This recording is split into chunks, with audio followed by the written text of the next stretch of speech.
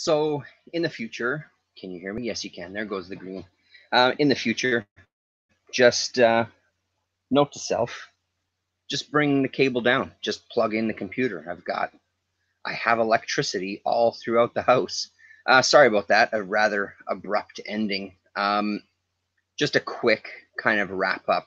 All I was saying was I believe that the Scout series went the main Scout title. Then I think it was New America and Sword of Texas that were in there as kind of a little bit of an offshoot within the original Scout world.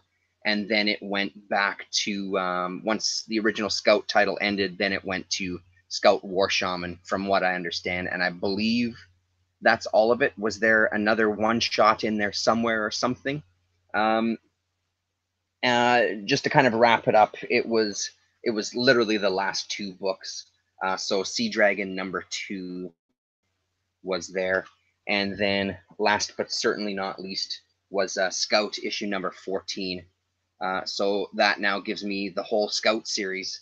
Um, Living on Bicycle Dynamo Pedal Power. Yeah, yeah. I don't know. It total time to squeeze it in. So that was it. Thank you so much for joining me. I really appreciate it. You guys are fantastic, and that really makes the whole event uh, super amazing.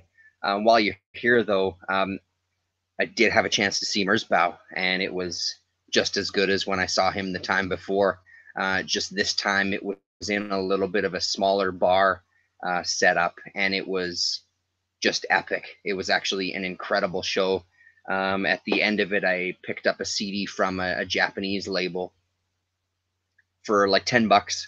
The name of it is blanking on the name right now, but it was just last year that it was released. And some of the thing, as much as like some of Masami Akita's stuff can sound very samey, this particular CD had a lot of unusual things going on that were really impressive on the CD. Um, Are you into Dave Cooper? Just read his new one, Mudbite, and was really disappointed. I don't know Mudbite.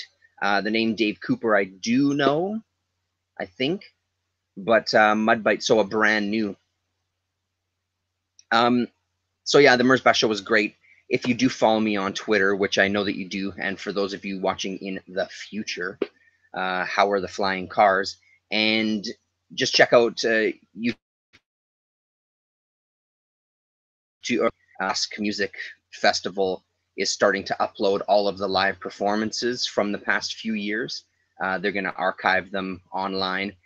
So I was able to watch the Hans Grussel's Cranking Cabinet set from last year's Tusk, and it's fucking amazing. Another group of weirdos that I just absolutely love. I love everything about their presentation. I love everything about the sounds they make. It's a really amazing performance. And then they'll have a bunch of stuff. I think White House performed last year as well too, and then a bunch of names, bunch of acts that I don't know. The year before was Rubber O Cement, which I know that's going to be a great show to see. Mr. Tom, also known as my son, we took him to his first concert, which was Queens of the Stone Age. They were supposed to play on Sunday, but our local sporting team, up until Sunday, were doing kind of good in their chosen profession. So they had to bump the show, and we were worried that they were going to bump the show right off the map, and we wouldn't get to see them because they're in the middle of the world tour. Thankfully, they got to play on Saturday, the night before, and it was a really great experience to bring him there. He loved it. We had a lot of fun. It was just really, really a good time. I don't know when Queens of the Stone Age became a stadium rock band, but it's a hell of a performance. But I'd be lying if there was a part of me that didn't. Were the Queens of the Stone Age of olden days, which I think their first album came out 20 years ago this year, believe it or not. That's it. I'm a massive Dave Cooper fan. Suckle, crumple, ripple, pressed tongue, etc. You know what? Then I don't think I know. But Mudbite crushed me.